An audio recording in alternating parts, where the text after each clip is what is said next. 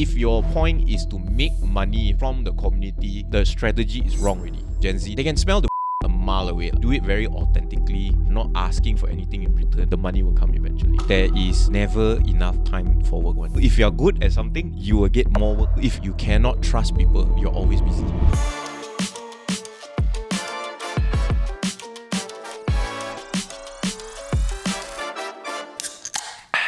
Alright, welcome back to another episode of Mr. Money TV in our series Zero to CEO, together with our official partner, Stout. Today in the studio, we have with us a BBC, Bryan Botachin. Thank you for having me. Very wonderful intro. You started a small sneaker blog quite some time ago, and then it blew up to be a 17,000 person event called SneakerLah. Yeah. It went on its peak for a while. Then after that, it went crashing down. You were about to actually just close shop. Then you got acquired 20% stake at 7.9 million ringgit by a Korean company. So today in this podcast, we are going to explore your whole journey. And also we are going to talk about how you use community as a business model and build a successful business out of it, right? Yeah. Before we dive deeper, why don't let's get ourselves a drink? Because today in our official partner, which is Stout Porter, we actually celebrate people who took a very different career path. People like yourself. I would say that to a certain extent, also people like myself, got finance, don't go and do media, right? Yeah. So as we celebrate this together, let's grab ourselves this drink. Okay, you know how to do the shake? You teach, you do first. Okay, let me show you how does it work. You say shake before enjoying. Correct. But usually people don't. Correct. So you do it first. I want to see. That's right. Yeah. So the first time when I saw them telling us that, hey, you need to shake before enjoying, right? I was thinking to myself, you sure or not? Now we gotta tilt this at 45 degrees and pour it out. All right. Here we go. Okay, but before we go on, I just want to give everyone a reminder for those of you who are drinking and celebrating as well. Please do it responsibly. Do not drink and drive, all right? So celebrate responsibly. Let's rewind this whole story a little bit. Before all this madness, you were actually in real estate. Oh, yeah. Yeah, and you're making decent money, right? I would say not bad for like fresh grad. Just got out of college, don't know what to do. Then I was in call center actually. I think I went to work in Stanchart, selling loans. Then my mom saw how miserable I was. Then my mom reached out to one of her friends who have like a real estate agency. And then she was like, yeah, we could use a guy who can talk a lot. Come.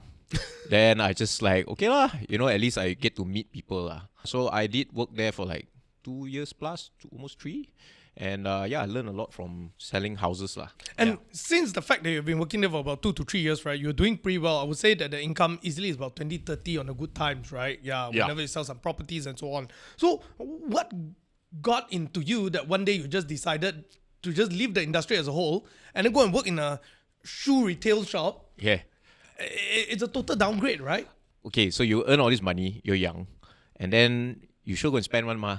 Show me a 23-year-old that doesn't spend his money lah. Come on, that fella doesn't exist lah. They sure go and spend one. They sure go and spend. When I made money, I bought a couple of cars, right? Yeah. Go and buy car, buy watch, buy something, right? For me, I bought shoes lah.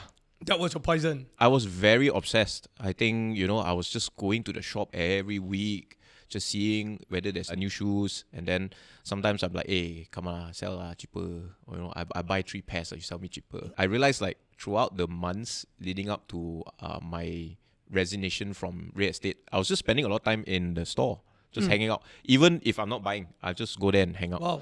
Talk about shoes, talk about like the community with the owners lah.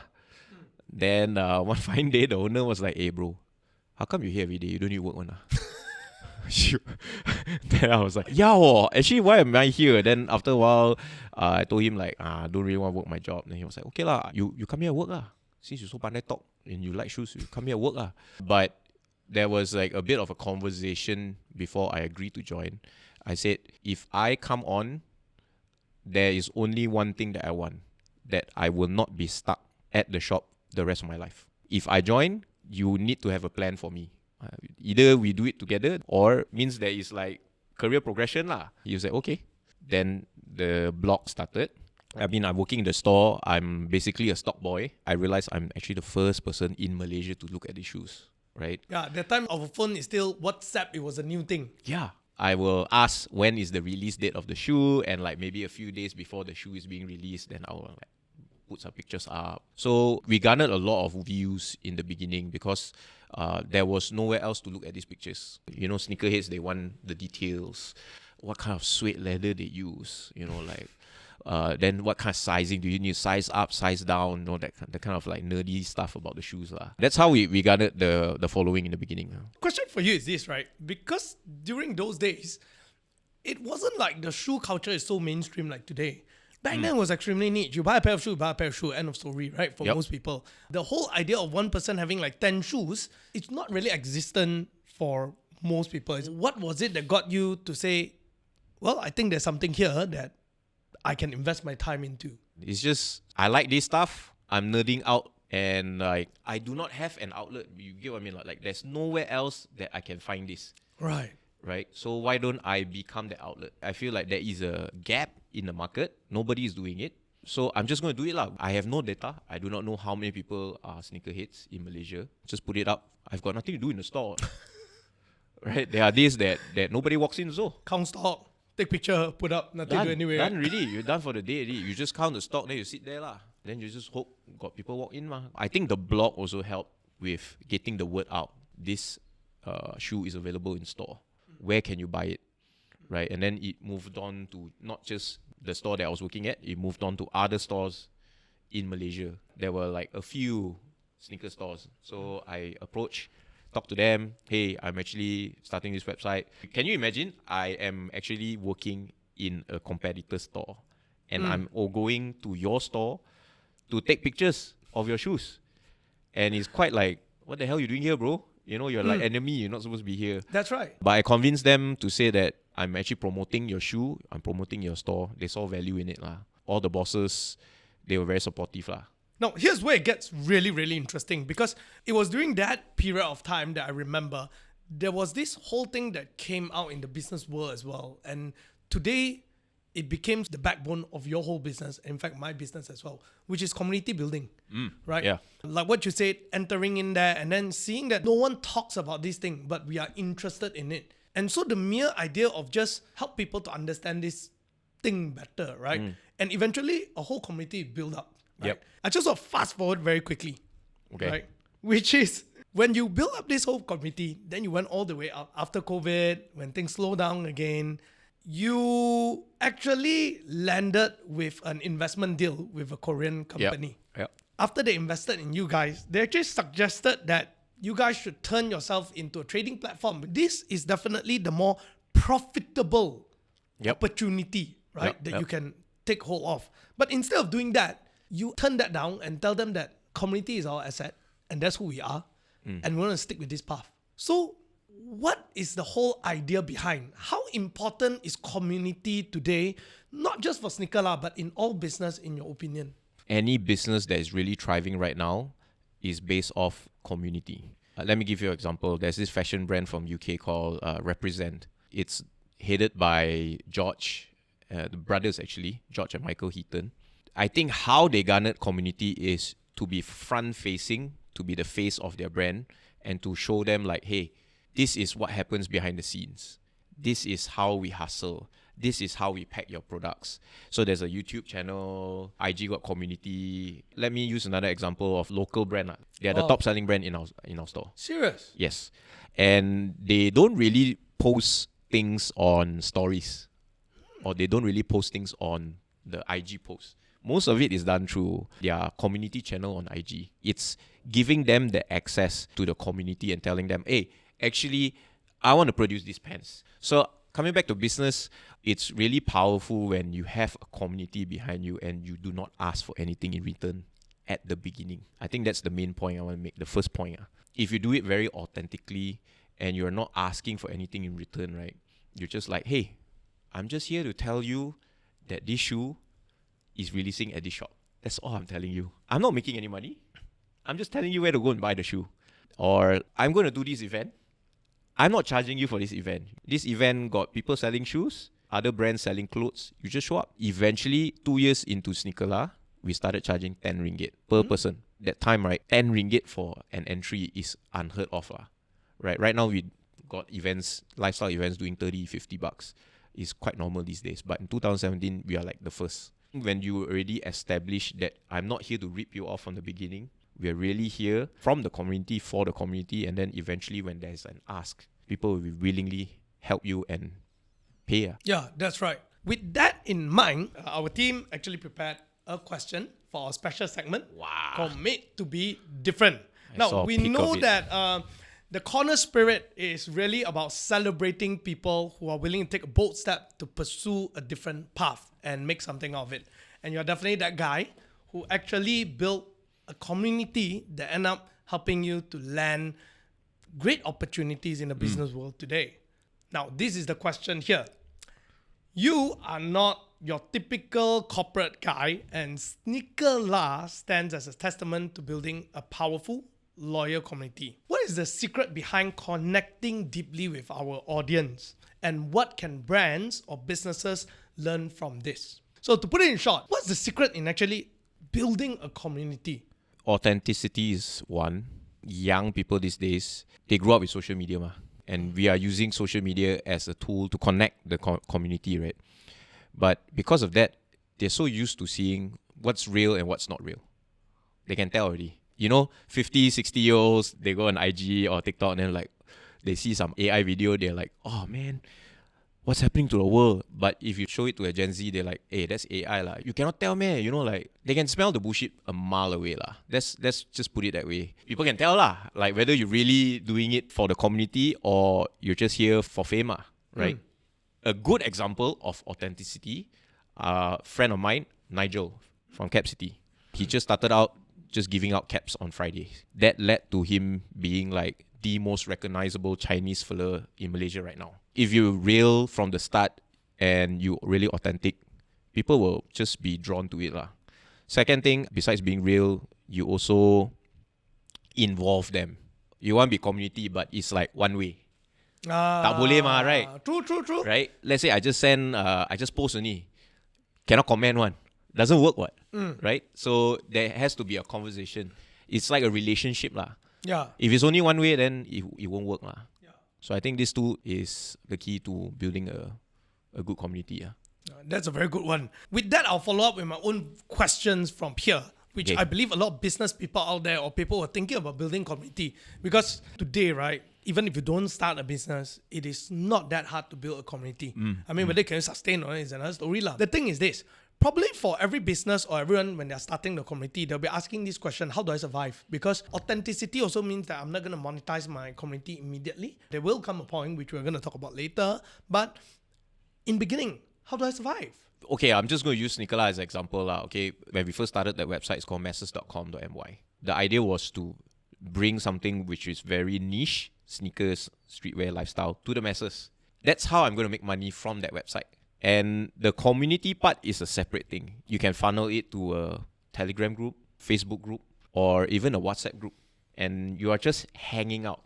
Another example is I have a WhatsApp group called SneakerLah. It's a personal group that I start to just like a bunch of friends want to talk about watches. We organize like yearly meetups. Got brands approach us. Yeah. Like, hey, we want to tap into that. That's what I'm saying about authenticity. When you are authentic, when you're real, right? When you garner this following, right? It's not about making money, but the money will come on eventually. I don't know how to explain this to you, like, but if people from the start smell like, this fella, he start this thing, you just want to make money, only, bro, like, then the likelihood of it being successful as a community will be very low. My advice is back to that 2 points that I make. If your point is to make money from the community, the strategy is wrong already. The whole point is to be real, to connect. The money is a separate thing. The money will come when it comes. So when your community is strong, definitely people want to tap into it. So my advice to all the brands out there, don't just think about like, oh, he's got a run club, I also want to start a run club. I think being consistent, being authentic is the key. For every brand out there also, there's another part of a question that I can anticipate them asking, which we also get very often. Now, how do I balance between making money and investing in a community? Because investing in community very often requires me to put the people there, getting them engaged. It's cost, right? It's cost. And not like marketing. I get the ROI, I put ads, I get money straight away, I can see the leads, the number of clicks. Community, what do I measure? Nothing to measure. So how do I balance between profitability and this? Same question. What last time social media, in the beginning of social media, also nobody want to invest in social media. What, but because now it's a key component, then got data, everything. They want to look at all this data. Last time already got social media. What? Brands don't want to invest in social media. What? Why now is it such an important thing? Right? It's the same thing. What? If you are a slow adopter, then you get left behind lah. When you want everything to be ready, then only you want to invest in. Too late. What? Right? I feel that sometimes the intentions is all about the money. I feel like the intentions is all about the money. And I think it's maybe naive of me to have that kind of mentality in terms of business. But I'm a product of good community. I'm a product that is a good example to show you that with good community comes some form of success. I think you are also one of it. And I do not know what other data do you need lah. Yeah, that's right? very true. There's so many good examples already. So if as a corporate person, if you are listening to this as a brand, and do you need more examples? Which would mean if more examples come into the market means you are way behind already. Yeah. Right? And then what else are you waiting for? Until everyone has their own community, then you want to start one? Right? It's a bit too late, right? Then everyone's like, hey, saturation. What are you doing, bro? What are you doing, bro? Like, not another community, sian. That's true. Right? So, so that is my answer to that. Yeah. I think this whole thing, when you bring it up, right, it kind of reminds me of those days when in the early days, before social media was the thing, right? And many of the businesses were not willing to invest in social media because they felt that there's a lack of ROI in the sense, or it's not measurable. Definitely along the days right now, it is so much more mature that it's much more easier to measure already. Yeah. Right? But on the other hand, also is this whole thing where by the time they want to come in now, it is too late already. Yeah. It's already behind the curve. You're not in front of the curve. Yeah. And so I was talking to a friend of mine, right, who's going to be the next guest of this show. And he shared with me the other day when I went camping with him. He said this to me. He said, Peter, when you want to go into an opportunity, you don't need 50% assurance. You only need 30% of probability of success. Then you go in. If you can see 50%, chances are you're too late. And I think it is very same, right? Today, as we come to this hyper-competitive world, and you want to be different and you want to be bold, you cannot wait for an assurance that, by being different like that, means you're definitely going to do well, right? Yeah. Then you're not different because it's called common, right? Yeah. Agree. I guess the whole idea about being different, the whole idea about standing out is to stick out. Right? Yeah. And to have the boldness of just sticking out to your convictions and eventually let it pay off, right? Yeah. Yeah. And so now moving to that is also the last thing before you go into your own personal journey as well on the business end. When you told the Korean company and say that, no, we're not going to change into a trading platform. We're going to stick to our guns and still remain as a community company. Were you afraid that they would just say, hey, no lah, I'm just going to pull this whole thing out and I leave you hanging dry lah. You can close your company. Okay, so to set the record straight, they already signed that time. Money also in already. And actually the real story is they already have someone assigned, and then eventually they changed the person that was in charge of us. They changed to a different person. So then the discussion came out about what we were supposed to do. And there was a bit of discussion going on. They wanted to come down and open a HQ here for the region. And I brought it up lah. I said, actually, we have these connections with these brands. We are a brand ourselves. We already have collabs. Eventually, the goal is to open our own SneakerLah store. I sold them the vision. So they were like, okay, we believe in your vision. And I also told them, hey, bro, you bought us for a reason lah. Don't come and like, after you bought us, then you want to change who we are. So they were very accepting. They were very open to what we proposed to them as well. But what was the question again? Sorry. No, weren't you scared that? Were I scared? Yeah, They were you were scared that like maybe they pull out or they're not very happy, you know, stuff like that? Because ultimately they bought in the shares, right? Yeah, they bought in, and I don't think I was afraid that they'll pull out. Like, I'm a very straight shooter lah. I'm not gonna beat around the bush and tell you like this is like if you tell me that, oh, you want to turn me into a trading platform, yeah, great. But I feel I pitched the idea that you can come down here and use your brand as the trading platform, and we can still remain as the brand that we are. Win-win for everyone. So that was what was pitched, and they were like, hey, actually, way better insight, better win lah for everyone lah. So I would, yeah, no fear in terms of like, oh, you can pull out everything or whatever. But to answer your question, if they really pull out, as I said the other day, having a chat with you, we were already going to close down anyway. So at that point, it's okay lah. When you mentally already prepared to lose everything, I think you're okay to lose it. Cheers to that. Yeah, man. To follow along the line of the question of losses, I think this subject will be something that's very close to your heart. You are a man who have experienced a lot of losses, and recent as well, the loss of your wife. Sorry about that.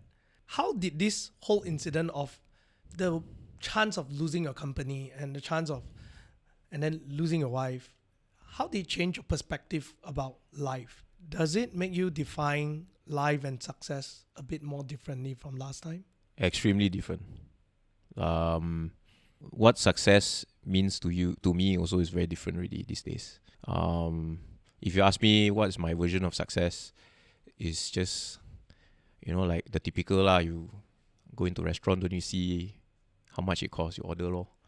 To go further, deeper, my version of success is not just being nice, being friendly, being whatever lah, that whole nice. But at the end of the day, right, would your kids hang out with you when you're older? Yeah. From now all the way until they grow up, they get married, have kids, right? Will they want to grow up? Will they want to hang out with you? I think that is success. Yeah. No matter what you have, right? The biggest house, the nicest car, go on what holiday. If your kids remember you as it's damn sad. I have to agree on that. Yeah. I mean, I have 2 kids myself. I remember at one point I was really rarely going home because most of the time I just stay in the office, work, right? Yeah. And there was a period of time where my son threw a very big tantrum for a period of time, always in school, trade troubles and everything all. And one day when I asked him, why are you doing that? And he just suddenly looked at me and said, because you're not home. Oh, I tell you. Heat, right? Bricks, right? He hit you a brick. Yeah, because the only time you take note of him is when he does something wrong. Correct. Right? That's why he does it. That's right. Because that's his way of getting my attention. Yeah. And that day onwards, it was last year, it was because of that I decided that, look, I think I need to scale my company a bit more so that it's not only run by myself. I need to have a layer of middle management. Yeah. And I made it a point to go home more for dinner. Yeah. So I was quite happy. The other day, my wife said, actually, do you know that this year you come home a bit more for dinner? Okay, I hit it. At least I'll fight next, right? I go back 2 to 3 days. Nice. Yeah. The other 2 is not because I stay back at work. Because I really got event. I cannot help, right? Yeah, but I still try to push away whatever that I can push away. Yeah. But you're right. I think it's like, you think about it, right? We tell ourselves this lie, like, oh, we got to work hard. We need this money. And then this money is for our family. So we kind of justify to ourselves like, oh, we work hard. We're not at home. We are absent. We're absent, for the sake of the family. But the family actually is like, hey, brother, I don't need your money. Just come and drink and eat and lepak with us. I need your time. Betul. Right? For a 6 or 9-year-old, if they don't care what watch you wear, what car you drive, daddy is daddy, you just chill only. That's right. You are their best friend. You just want to hang out only. So I think it's like after all this that happened to me, it just changes your perspective. What is success? If nobody wants to hang out with you, what are you so successful for? Yeah. Right? What's the point of having all this money, all this success, and like you're miserable? Nobody wants to be with you. Right? And like even your kids don't hang out with you, then how? You don't spend time with them. That is not success, what? Right? So I think balance is key. Right. I mean, I'm not trying to say don't work. Hey, people don't use this as an excuse. I'm not trying to say don't and go and work. tell our boss that. Don't go and work. Go and work. Like, do your best. And also, on top of that, like, I also, when it comes to working, when it comes to doing what I like, I also want to show my kids that how to live life is to be passionate about what you do. Yeah. Right? You don't want to show them like, oh, that is lazy, don't work one. That's also important. That's right. Right? For the success of their life next time. That's right. This reminds me of a conversation I've had with my friend a very, very long time ago when I first started working, not too long. Since I started working, I realized I'm quite workaholic. Yeah. So this guy one day, I was just quite sad at the time because I felt like that time my girlfriend didn't understand, and everything, all that kind of stuff. And I said, I work so hard for my family and everything, and this guy just pierced straight through it, right? He just tried to look at me and say, you earn all the money, you give them all. What do you do with the money? You bought yourself a nicer car, right? You bought yourself a nicer shirt, right? Do you give everything to them? No, right? So it's for your own ego that you're working. So stop using your family as an excuse. Wow. I tell you, that really hit me. Sharp, bro. That's sharp, man. Sharp, bro. Like, I can imagine if, let's say, I'm not in the right state of mind, right? I'll probably go out and screw him, right? At the point, him, right? But what he said was ultimate truth. Because the truth is, I think, and I don't think it's anything wrong. Now, the next thing that followed up was that it's nothing wrong, but face the truth. The truth is you're doing it for yourself. And only when you're doing it for yourself, right, that later this particular thing actually helped me to kind of balance out my lifestyle a bit more. Because I don't hide behind the excuse when my kid or my wife tell me that, hey, maybe you need to spend more time with us. I don't tell them that I'm doing this for you.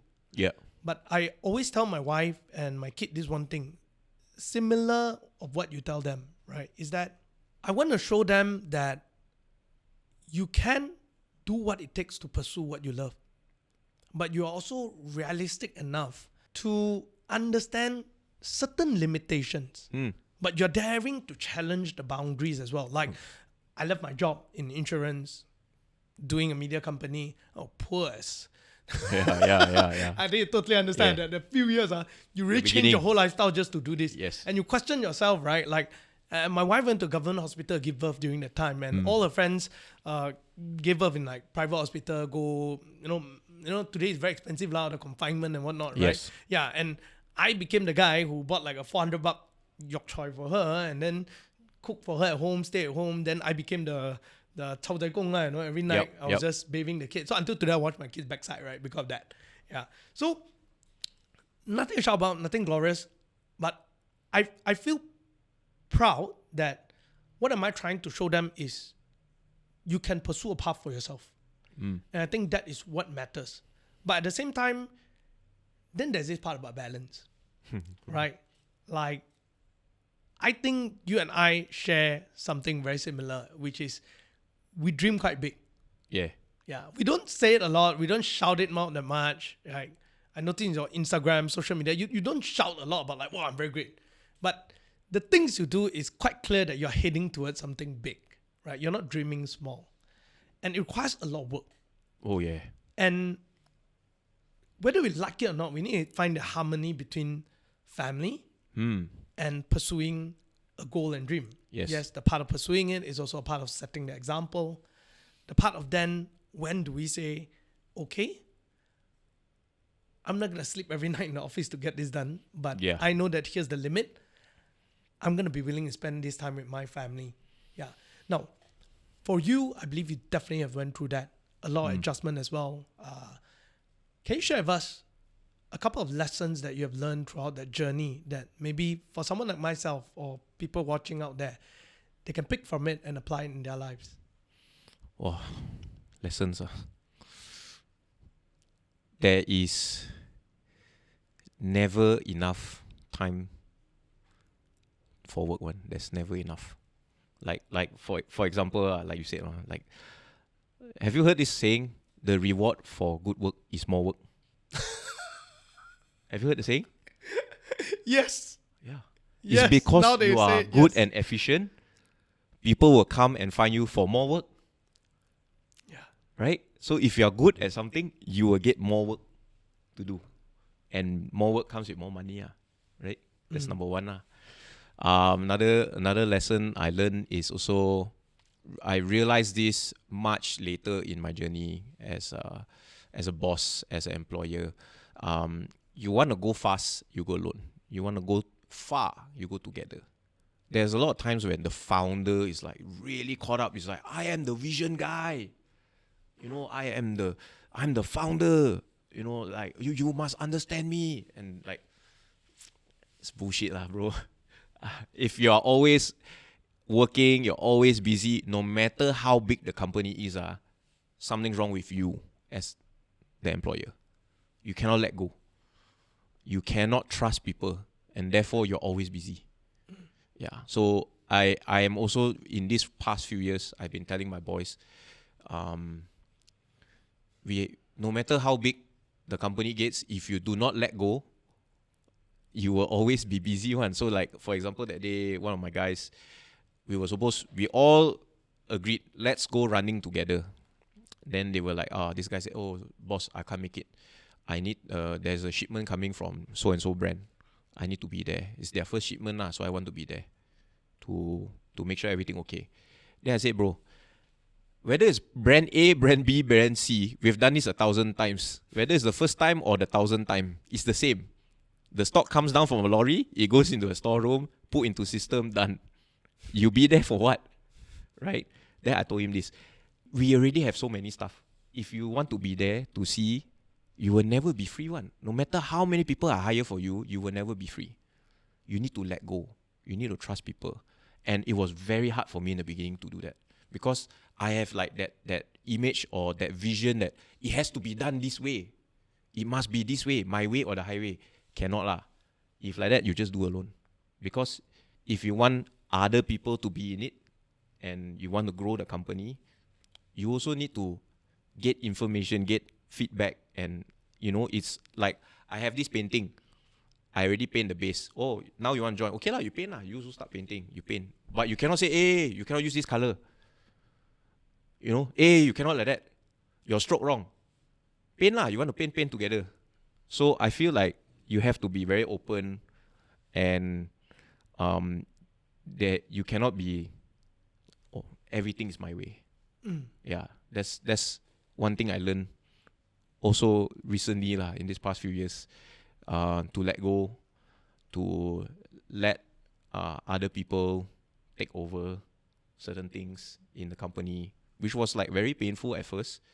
But once I let it go, actually, what was I harping on about all this while? And I think the last thing that I learned is, it brings, like, this second point, it brings me to the third point, which is legacy. I think you've thought about it, like when you want to retire, how you want to retire. Definitely got think that far one, right? And I feel like I was thinking about retiring and letting it go, obviously after my wife's passing and all that, right? But before that, I already started planning. A lot of brands. So just to give context, right? I've always been the face of SneakerLah. I've always been in the front of all the videos, all the reviews, our TikTok video, everything, all me in front. And then I made a decision. No, it needs to be a younger guy now. I cannot be like reaching 40 and tell you like, hey, come to SneakerLah, bro, it's hype. Who's going to listen to 40-year-old, You get what I mean? Have to accept lah, And I brought on Pablo, and Pablo is now the face. He is also helping me manage a lot of things. And I feel that legacy is not like I built this up, power gila, and then when I am no longer around, everything drop and die. That means you didn't do a good job. Legacy, the best legacy for me is when you leave, things get better. Means you set the base right, you did all the systems, everything is set in place, and when you leave, things got better. Yeah. I think that is true legacy. Wow. This kind of reminds me of the book Good to Great and Built to Last, right? Written by James Collin, right? Yeah. At the end of the day, a great business or building a great life is really about when you are no more around, things become better, Yeah, right? Better than you were there. yeah, And that is actually the most beautiful thing that we can do. Cheers to that. yeah, man. To wrap up about personal journey, right? I just thought of a ending with this question. Recently, I read a book by Phil Knight. Yeah, Shoe Dog. Yeah, I believe you've read it, or at least you know. Yeah, what's I know inside the parts whole of it thing. lah. Yeah. So, I believe you know that for Phil Knight, his son passed away. Right? He had a very interesting life where, as usual, just as any businessman is, spending a lot of time at work, and his son was a little bit more rebellious. Yeah. So, and his son, both of them doesn't like sports because maybe because he always talk about sports, that I decided that. So he always said that there's such an irony, right? I'm in the business of sport. I bonded with my father about sports, and my kids doesn't want to do any sports, right? And later, as the son became a bit more rebellious, went through a phase, and after getting married, found his life purpose, went to Africa, I think it was Africa, and decided to spend his life serving a particular tribe, helping people, and he was very proud of that. But at one point, what happened was that the son decided to go for scuba diving, and he had an accident and he passed away. At the end of the whole memoir, he actually said this one thing. He said, I've made many good choices in my life, but I've also made decisions that I regret, right? But I will never know how's it like. I was just wondering, for you, when you heard such a story like his and phrasing it in that way, what are your thoughts? Like, what does that whole ending for him when he said it like that, what does it mean to you? What about regrets? Yeah, like regrets, like if I would have done this, it would have been this or somewhat. It would never be ending. Be depressed lah. Right? If you constantly thinking about the what ifs, the should haves, the could haves, you'll be never ending. I'll just be in bed crying every day. What's the point? It's sad lah. I mean, obviously it's sad. My wife is not here. But also at the same time, I have to be responsible for the two people that she left behind. I think I've said it a few times also, is the best way to honor her is to live the best life I can, right? And to think about all this, it's not say that I don't have regrets, but harping on the issue and keep thinking about it is not going to solve my problems also. And the only way you can look forward is to take whatever you learn from that, accept the situation, and make sure you don't do the same thing. If you have any regrets, right? I think that's the best way you can overcome it. Because harping again and again and again, thinking what you could have done, what should you have done, then you are like living in the past. Where else there's so many other people here that expects you to live for the future, right? And if you are not living for them, then who is going to help them? Right, my two girls, I mean, and I think I'm really sticking to the fact that the only best way to honor my late wife is to live the best life I can. I think one thing very true about life is we need to learn to move on. I mean, people tend to live in the past some way or another. It's a very natural human tendency from what I've observed, and I was thinking to myself that, like, I think there are a lot of things we can live in regret in if we want to. But if you really want to live the best life, you just got to move on. But also at the same time, it is not just about regret. Sometimes even companies, sometimes even career, we tend to bask in what is past. You turn it around, it could be things that you did very well in the past, things that made you a successful brand, things that make you a successful business, but not wanting to change. As I was saying earlier, that there was this quote that I wrote in a newsletter recently, that all of the great failures that we see in today, great business failures we see in today, is not because they did not do the right thing, but rather they chose to excel in what is no more relevant. Yeah. Excel in the wrong thing. Yeah, excelling in the wrong things, right? Things that take us to one place because we have certain skill set, and we thought when we reach there, this exact same skill set that's going to take us into the next level. Yeah. And that is where we tend to end up living in the past and not move on, right? Yeah. So I think that's one thing for everyone to remember as you want to move on. Anyway, we can go on with that for very long, but let's come to this last question that I have for today, just to conclude it all. Looking back, you took a lot of unconventional choices, a lot of choices that were huge risks. You followed your guts, and every part of it, there were certain battles that you have to fight, right? What is one thing that keep you doing what you do, to build upon that conviction and say, yes, I'm still on the right path, and I'm going to keep doing this? Okay, I maybe two things. Okay, give me some leeway lah. I think the first one is like, you gotta have fun lah. I think I bet you are lah, right now you are having fun, and like that's why you left your previous job. Yep. Right? This is so much more fun. Yes, my wife said that. I see you way more happier now. Yeah, because I do not know. Okay, I know some people who have the ability to compartmentalize.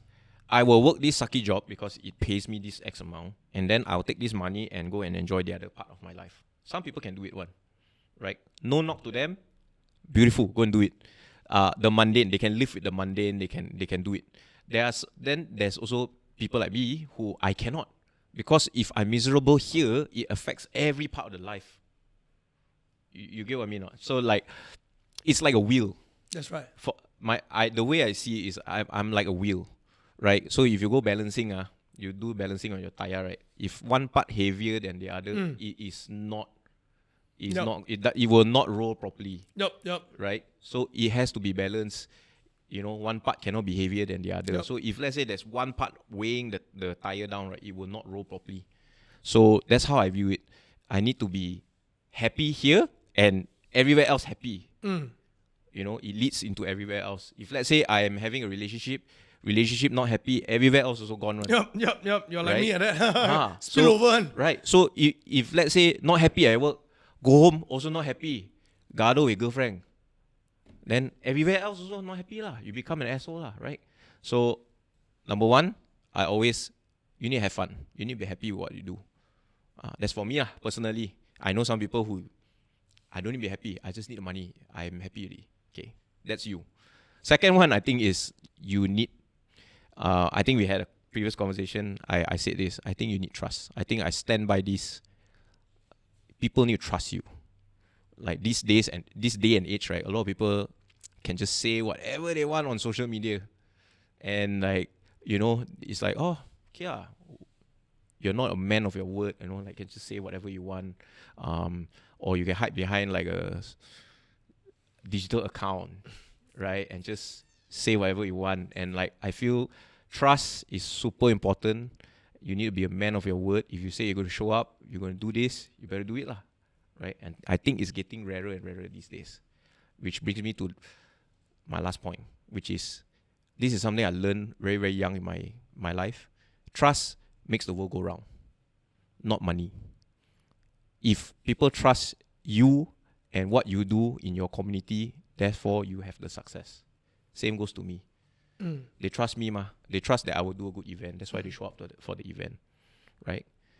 So if I trust your service, I will pay money for it. Trust comes first, money comes later. So I feel trust makes the world go round. So I think this is what I believe in. Fantastic. Let's look back at your life, right? You have made a lot of unconventional choices. You have did things very, very differently. Can you tell me what is the most fun thing that you've experienced throughout this journey? Wow. Okay. Number one, I think it would be one of the things that super fun one is like creating a shoe. Oh, yeah. Yeah. Hey, when I saw that mommy shoe you did. Yes. I was like, what on earth, mommy shoe? Yeah, that was quite crazy. Can tell us? The most headache one and the most fun one was actually Mummy lah. Because there's 2 layers to the shoe. Outside is yellow, and then when you cut open the canvas on top, right, the canvas layer is actually noodles below. Right. Yeah. There's 2 layers. So actually, it's just pure yellow, and then when you cut open one layer, there is like noodles below. So I can actually cut open that layer. Yes, It's yes, designed that way for you to cut open. Yeah, it's memang meant to be cut open one. No So if you like wear way. 1 year already, you sian already, right? You can just cut it open, and you have a different color inside. Oh. And like a few things like Asics were very accommodative as well. They were like, are you sure you want to make these kind of shoelaces? Because we've never done it. So it's actually noodle shoelaces lah. So if you are listening to this, go and Google how it looks like. I think they've never made shoelaces like that before. It's actually quite hard to tie because it looks like noodles, right? But I think it really brings out the whole noodle factor lah. Okay, before we go, one last question here. We talked a lot about having fun as part of a way of discovering your life choices, to find your life purpose and stuff like that, right? What is one advice that you give to our audience who are watching right now? How to have fun, or how to even know that I'm gonna be having fun, or like how to discover this whole thing, right? Yeah, any tips to have fun along the way? Have fun along the way. Like, what kind of fun are you talking about? Like work fun or like have fun in my outside work. of Because, work? I mean, for us, it's quite okay lah, because I started my own business just like you, right? So we memang are doing something that we are enjoying, right? But there are a lot of people out there who are maybe employees, or something like that. They often say, hey, it's not like I'm like you at that. You're a businessman, you design your work, right? But in my case, I'm really not having fun, right? Yeah, so what are some of the things that they can do to actually have more fun and figure out things? Have you met like somebody who works like a super mundane job, like for example, waiter? Okay. Or someone who works in a store, right? Like sell you shoes one, but or you go in a mall somewhere and then someone's selling a massage chair, right? You've met so many of them, right? There are some people who really stands out one. You will remember them. Why? Have you thought why? Yeah, because they're having fun. No, it's because they Having are fun with me. damn excellent at what they do. Right. That's true. Right? So I feel like if you want to have fun, don't go with the attitude to work like, I hate this job, I don't like it, or strive to be the best at what you do, to be excellent at what you do. The fun will come lah. If you want to be excellent, then people see that you have talent. People see that you have like a purpose. You go to work with a purpose, to be good at something, right? I'm not trying to say like, oh, you clean until squeaky clean and all that, but I just go there with a mindset, I want to be good. I want to be excellent at what I do, right? Because I represent myself. I am the brand, right? You personally representing yourself. So do you want to go to work and like, who do we pass this project to? Pass to Bryan lah. Cannot lah, that floor cannot make it one lah. Or do you want like, Bryan's the guy, Yeah. right? Bryan's the guy. We pass it to him. Yeah. So I feel like when you are excellent at what you do, then generally you will go to work with a purposeful mindset, and that sets the tone for having fun. True. So for those of you out there, we'll just encourage you to keep trying, keep exploring, and then discover your purpose by action, by building upon it, and be good at it. And eventually, we believe you'll find your path. Now, we have come to the end of the episode. So thank you very much, Bryan, for coming on this show on Cheers, our man. Zero to CEO. Cheers. Thank you for that honest sharing. And one more cheers to Connors, who is our official partner of this series, to celebrate the people who are made to be different. Thank you very much, guys. We'll see you next week. Bye-bye.